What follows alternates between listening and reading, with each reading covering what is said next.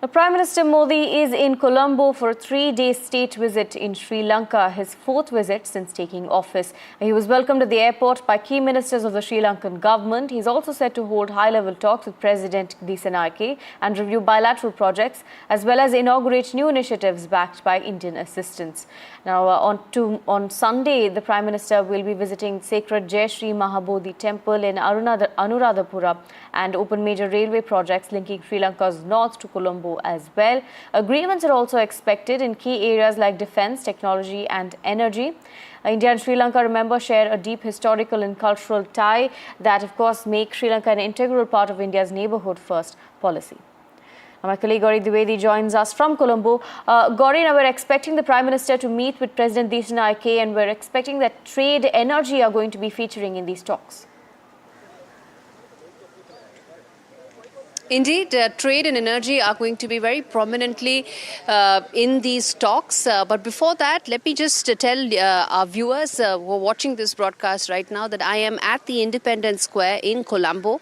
Behind me is where these last-minute preparations are underway before the ceremonial guard that will begin for Prime Minister Modi. There you can see the military band and all red carpet being rolled out for the PM.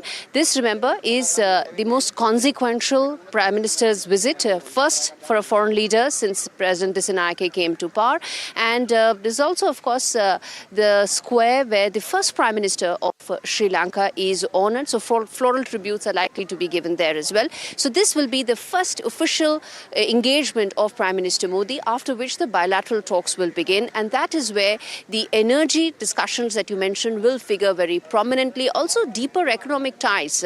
The fact that India did reach out, help, assist, support and guide Sri Lanka during its economic disaster and road to recovery is something that is well acknowledged.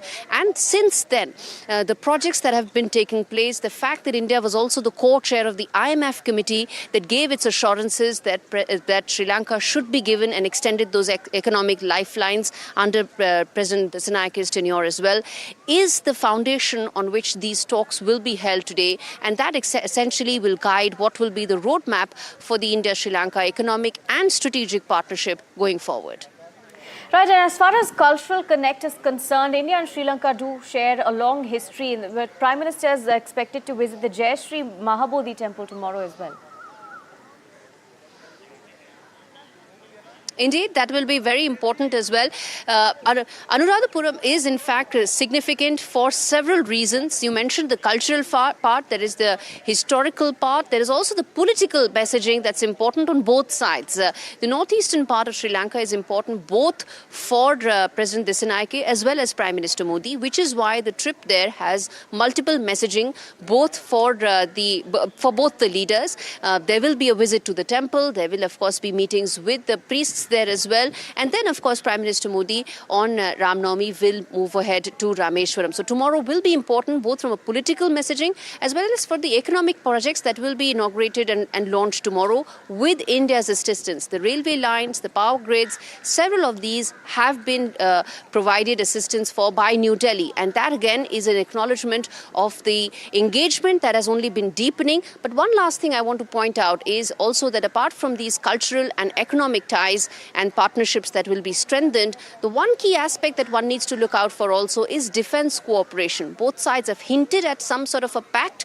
If that gets formalized today, that could be a very important aspect of how Colombo and New Delhi will take their bilateral ties forward, both for the region and for the larger Indo-Pacific as well.